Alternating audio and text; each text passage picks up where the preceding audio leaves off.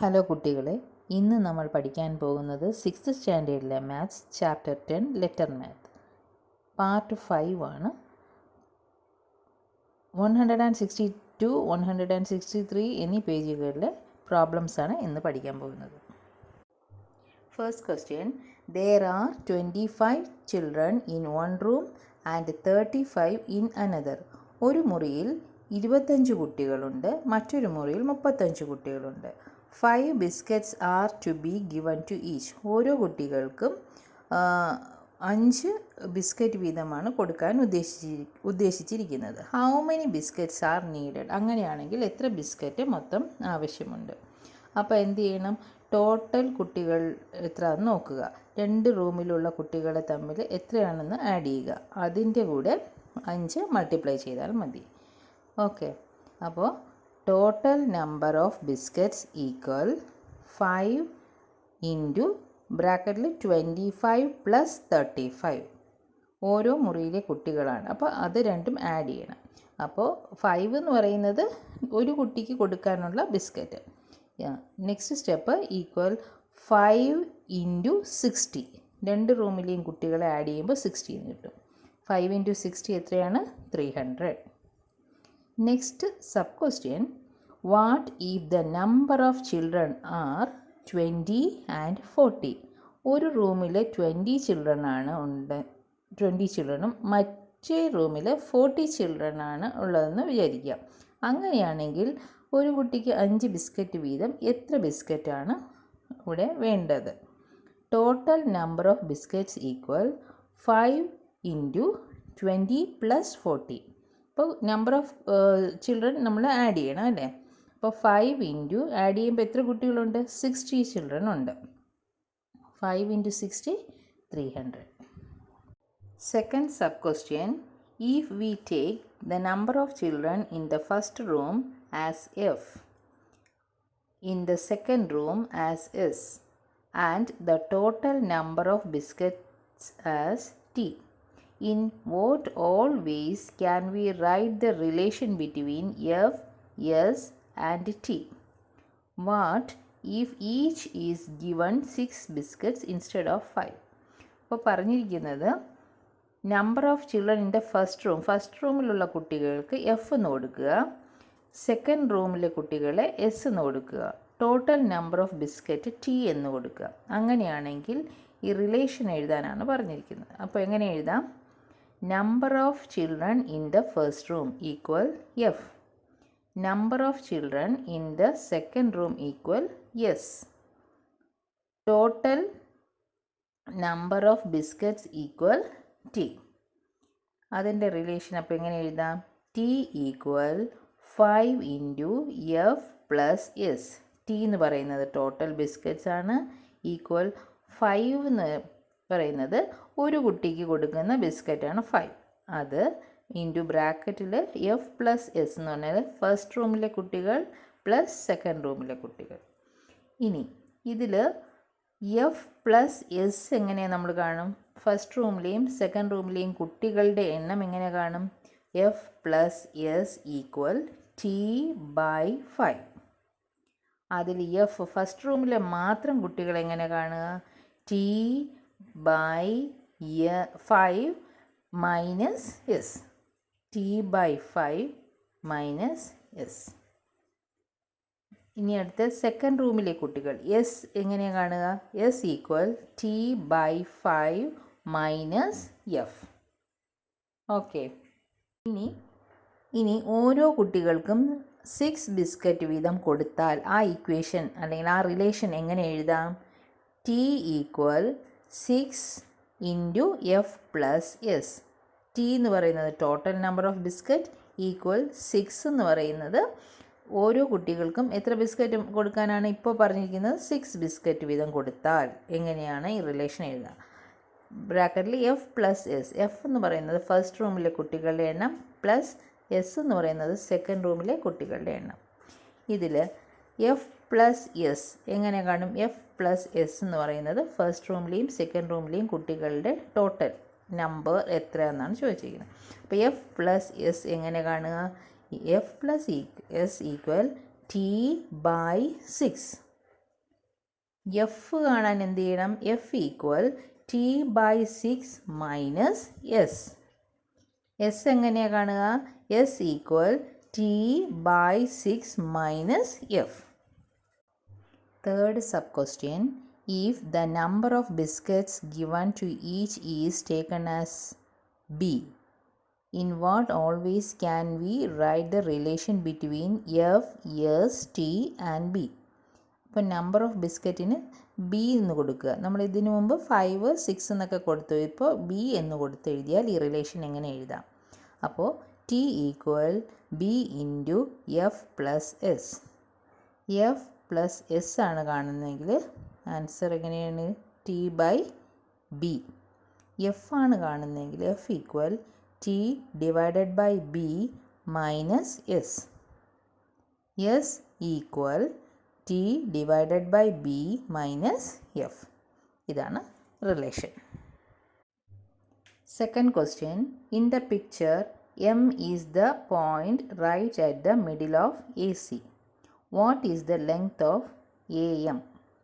A C എന്ന് പറയുന്ന ലൈനിൽ എം മിഡ് പോയിൻ്റ് ആണ്. അങ്ങനെയാണെങ്കിൽ എ എം എത്രയാണ്? എ എമ്മിൻ്റെ നീളം എത്രയാണ്? അപ്പോൾ ഇങ്ങോട്ട് നോക്കൂ. എ സി എന്ന് പറയുന്നത് 6ഉം 2ഉം 2 അളവുകൾ അവിടെ തന്നിട്ടുണ്ട് അല്ലേ? 6 സെൻറ്റിമീറ്റർ നീളം തന്നിട്ടുണ്ട്, പിന്നെ 2 സെൻറ്റിമീറ്റർ. അപ്പം അതിൻ്റെ എ മുതൽ സി വരെയുള്ള നീളം 6 + 2 8 സെൻറ്റിമീറ്റർ ആണ്. അപ്പോൾ A C equal 6 + 2 equal 8 centimetre. അങ്ങനെയാണെങ്കിൽ മിഡ് പോയിൻ്റ് എന്ന് പറയുമ്പോൾ പകുതിയാണ്. ഈ ഫുൾ ലെങ്ത്ത് 8 ആണെങ്കിൽ അതിൻ്റെ പകുതിയായിരിക്കും മിഡ് പോയിൻ്റ് വരെയുള്ള നീളം. A M equal 8 divided by 2 equal 4 centimetre. അപ്പം മിഡ് പോയിൻ്റ് അല്ലെങ്കിൽ പകുതി കാണാൻ എന്ത് ചെയ്യണം? നമുക്ക് കിട്ടിയ അളവിൻ്റെ പകുതി കാണും. പകുതി എങ്ങനെ കാണുക? ബൈ 2 ഡിവൈഡഡ് ബൈ 2 ഇട്ട് ചെയ്യുമ്പോൾ നമുക്ക് പകുതി കിട്ടും. അപ്പോൾ ഇവിടെ A M equal 4 centimetre. First sub question, if a 5 centimeter long line is extended by 4 centimeter, at what distance from an end point of the longer line is the point exactly as its middle? അപ്പോൾ 5 centimetre നീളം ഉള്ള ഒരു ലൈനിനെ വീണ്ടും 4 centimetre കൂടി നീട്ടിയാൽ അതിൻ്റെ total അളവിൻ്റെ mid point എത്രയായിരിക്കും? അതായത് പകുതി എത്രയായിരിക്കും എന്നാണ് ചോദിക്കുന്നത്. അപ്പോൾ ലെങ്ത് എങ്ങനെ കാണുക? ലെങ്ത് ഈക്വൽ നമുക്ക് ചോദിച്ചിരിക്കുന്നത് മിഡ് പോയിൻ്റ് വരെയുള്ള ലെങ്ത് ആണ്. അപ്പോൾ അതെങ്ങനെ കാണുക? Length equal 5 + 4. ആദ്യം 5 സെൻറ്റിമീറ്റർ ആയിരുന്നു, പിന്നെ 4 സെൻറ്റിമീറ്റർ കൂടി ആഡ് ചെയ്തു അല്ലേ? അപ്പോൾ 5 + 4 divided by 2 equal 9 divided by 2. So answer equal 4.5 centimeter. Second sub question, what if a 7.5 centimeters long line is extended by 2.5 centimeters? 7.5 centimeter നീളമുള്ള ഒരു ലൈൻ 2.5 കൂടി കൂട്ടി അല്ലേ? ആദ്യം 7.5 ആയിരുന്നു, പിന്നെ അതിനോട് കൂടി 2.5 കൂടി കൂട്ടി. അങ്ങനെയാണെങ്കിൽ അതിൻ്റെ മിഡ് പോയിൻ്റ് എങ്ങനെയാണ്? അതിൻ്റെ പകുതിയാണ് കാണേണ്ടത്. അപ്പോൾ എങ്ങനെ എഴുതാം? Length equal 7.5 + 2.5 the whole divided by 2. 7.5 നമ്മൾ എങ്ങനെയാണ് ഇംപ്രോപ്പർ ഫ്രാക്ഷൻ ആക്കുക? 7 × 2 + 1/2 പ്ലസ് 2.5 എങ്ങനെ എഴുതാം? 2 × 2 + 1/2 ദ ഹോൾ ഡിവൈഡഡ് ബൈ 2. അപ്പോൾ 7 2s are 14 + 1 15/2 plus 2 2s are 4 plus 1 5/2 the whole divided by 2. അപ്പോൾ മുകളിൽ 20 ഡിവൈഡഡ് ബൈ 2/2 എന്ന് കിട്ടും. അപ്പോൾ 20യെ 2 കൊണ്ട് ഡിവൈഡ് ചെയ്യുമ്പോൾ മുകളിൽ 10 എന്നാണ് കിട്ടും. 10 ഡിവൈഡഡ് ബൈ 2. അപ്പോൾ അത് വെട്ടിപ്പോകും. Answer 5 centimetre. Third sub question, a line of length L centimeter is extended by E centimeter. L നീളമുള്ള ഒരു ലൈനിൻ്റെ കൂടെ E സെൻറ്റിമീറ്റർ നീളം കൂടി കൂട്ടുകയാണ്. The midpoint of the long line is M. Full length നോക്കുമ്പോൾ M എന്നാണ്. the midpoint of the long line is m centimeter away from one of its end point. What is the relation between L, E and M? Okay, അപ്പോൾ L എന്ന് പറയുന്ന ഒരു line വരച്ചിട്ടുണ്ട്, അതിൻ്റെ കൂടെ ഈ സെൻറ്റിമീറ്റർ കൂടി കൂട്ടുകയാണ്.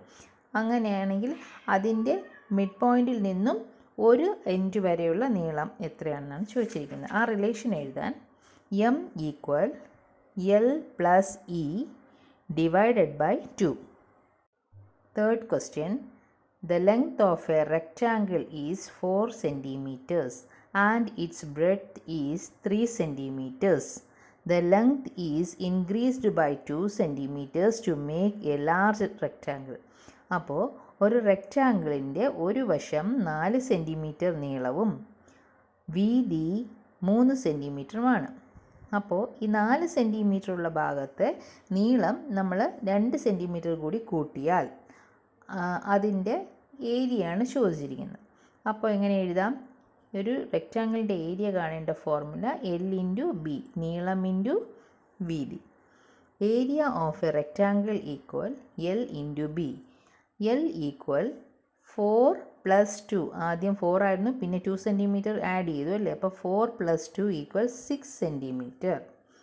Breadth equal 3 centimetre. Area equal L into B. അപ്പോൾ എങ്ങനെയാണ്? എൽ 6ഉം ബ്രെഡ്ത്ത് 3ഉമാണ്. അപ്പോൾ 6 × 3 equal 18 centimetre square. Next sub question, what is the area of the large rectangle if the length is increased by 3 centimeter? What is the area of the rectangle, large rectangle? അപ്പോൾ ഒരു വശത്തിൻ്റെ നീളം 4 centimetre ആണ്, അതിന് കൂടി 3 കൂടി കൂട്ടിയാൽ എങ്ങനെയാണ് അതിൻ്റെ ഏരിയ വരിക എന്നാണ് ചോദിച്ചിരിക്കുന്നത്. അപ്പോൾ area of A rectangle equal L into B. L equal 4 + 3. ഇതിന് മുന്നേ 4 + 2 ആണ് നമ്മൾ ചെയ്തത്, ഇതിൽ 3 സെൻറ്റിമീറ്റർ ആണ് കൂടിയിരിക്കുന്നത്. അപ്പോൾ 4 + 3 equal 7 centimetre. Breadth equal 3 centimetre. അപ്പോൾ ഏരിയ എങ്ങനെ കാണും? Area equal L into B. 7 × 3 equal 21 centimetre square. Next question, taking the length and breadth of the original rectangle as L centimeter and B centimeters, the increase in length as I centimeter and the area of the large rectangle as A square centimeters. In what all ways can we write the relation between L, B, I and A? ലെങ്തിന് L എന്ന് കൊടുക്കാം, breadth equal B, increase in length equal I, area equal A. ഈ letters കൊടുത്തിട്ട് ഇതിൻ്റെ relation എങ്ങനെ എഴുതാം എന്നാണ് ചോദിച്ചിരിക്കുന്നത്. അപ്പോൾ area equal L into B equal L plus അതിൻ്റെ കൂടെ കൂട്ടിയത് എത്രയാണ്? ഇൻക്രീസ് ചെയ്ത ലെങ്തിന് എന്താ പറഞ്ഞിരിക്കുന്നത്? ഐ. അപ്പോൾ L plus I into B. ഏരിയയ്ക്ക് എന്താ ഏത് ലെറ്ററാണ് കൊടുക്കാൻ പറഞ്ഞിരിക്കുന്നത്? എ, സ്മോൾ എ അല്ലേ. എ ഈക്വൽ എൽ, ആ ബ്രാക്കറ്റിൻ്റെ അകത്തുള്ള എല്ലും വെളിയിൽ കിടക്കുന്ന ബിയും മൾട്ടിപ്ലൈ ചെയ്യും. അപ്പോൾ L into B, L B plus ആ ബ്രാക്കറ്റിനുള്ളിലുള്ള ഐയും പുറത്തുള്ള ബിയും മൾട്ടിപ്ലൈ ചെയ്യും. അപ്പോൾ I into B, I B. അപ്പോൾ A equal L B plus I B. ഇതിൽ ബി എങ്ങനെയാണ് കാണുന്നത്? B equal A divided by L plus I. L plus I എങ്ങനെയാണ് കാണുന്നത്? L plus I equal A divided by B. ഇതോടുകൂടി 10th ചാപ്റ്ററിലെ എല്ലാ പ്രോബ്ലംസും നമ്മൾ ചെയ്ത് കഴിഞ്ഞു. ക്ലാസ്സുകൾ ഇഷ്ടമായാൽ ചാനൽ സബ്സ്ക്രൈബ് ചെയ്യുക. Thank you.